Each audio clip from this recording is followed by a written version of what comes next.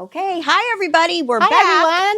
everyone. Welcome to Stacks and Stories. I'm Laura Gordon, the elementary librarian. And I'm Kathy Kramer, the secondary librarian. And today we're going to talk about one of our favorite topics that we talk about all the time, kind of in a very librarian way. And that is the topic of graphic novels. Oh my gosh, we love graphic novels. We do. And if any of your friends or teachers say, oh, get a real book, not a comic book, tell them to come and talk to us, because graphic novels are real books. And they're real reading. And I talk to my students about this all the time. And actually, I don't really have to, I should say, I don't have to talk to my students as much as I have to talk to adults about this, because there is a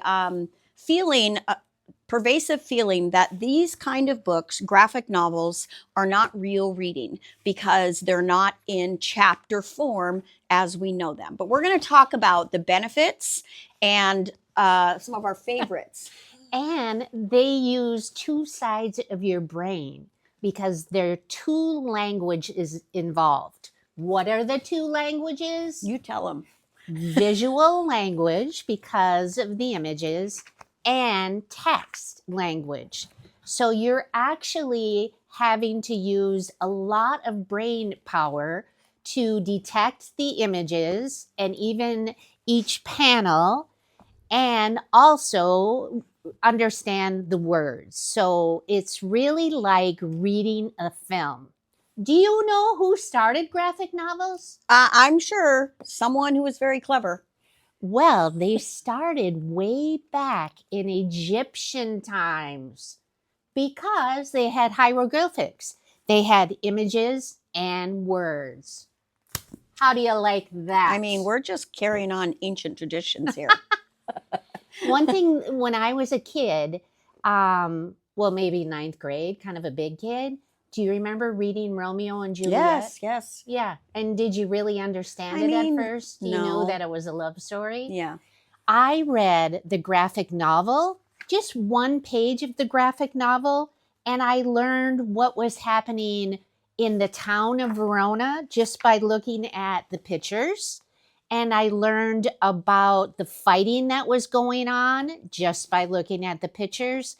And I understood the relationships between Romeo and all of the townspeople. And I learned how he met Juliet just from one page. Right. And the interesting thing about a graphic novel where people say, oh, it's not real reading. So just like Kathy said, it's two languages. You have to know, understand, and look at the pictures to what's going on, the text, but also how to read the page, because how to read the page is also an important skill. We like to talk about graphic novels. I do, especially because I do elementary, as kind of gateway books into having them read novels and chapter books. And in the elementary, we even start them out in the youngest. So like this is level 1 reader graphic novels, level 2, and then they progressively get more difficult as the kids are more interested. Now, what I find the most interesting is that I can get kids to read historical fiction by introducing them to graphic novels. Yeah, I hear you. I hear you. What's the difference between a comic strip and a graphic novel? Okay, that's a great question, and that's kind of the most common misconception.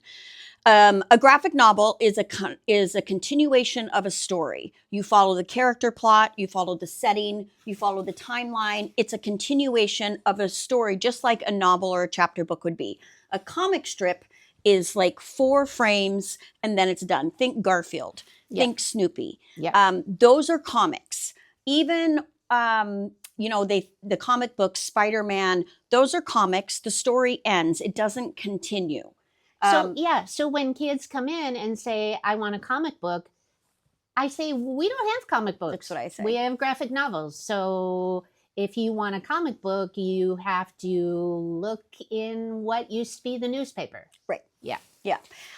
Okay, so that's what we have so far to tell you about graphic novels. We want to talk more about books that we like. Oh, right? okay. So because we want to talk about there's different genres. So graphic novels aren't a genre. They're a medium, okay? It's a way to write books. So I want to talk to you about some different genres within the graphic novel. So two of my favorites, El Defo and The Dumbest Idea Ever, are memoirs. So these authors are actually writing about themselves, drawing pictures, telling about their life.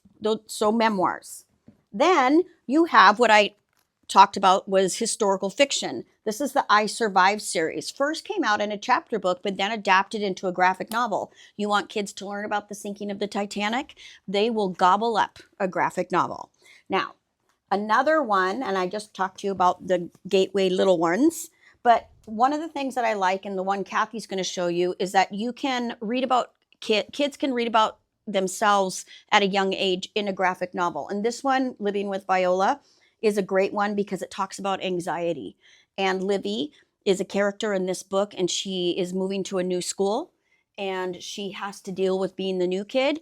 And she's got this, her anxiety shadow is always following her.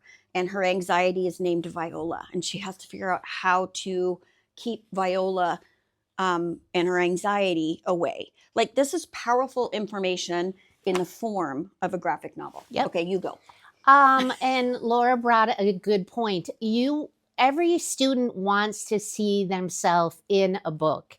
And so many graphic novels are kids of all ethnicities. They're from all over the world. And so it's a really nice fit for kids. This book I love, and I think this is a very good first graphic novel. It's about two sisters that go with their family on a road trip. And the writer, Raina Telgemeier, she talks about her sister, her real life sister in the back of the book. And she even has photos of her sister and her. So this is a really good, the very first graphic novel. You have a bookmark. I read, and I love it because it has how the anatomy of a road trip. And when you go on a road trip, everyone has their seat with their certain snacks. And I remember this book. When I think of this book, I think of the road trip and how I have my snack set up. Love this book. The other thing is I love reading historical fiction. I love reading classics in graphic novels. I read one on the Constitution, and now I understand it fully. There are books about certain periods in history in graphic novels. There are songs in graphic novels. So we encourage you to try them out. You won't forget them ever. So that's what we have for you today. From our library to yours, signing out. See you next time.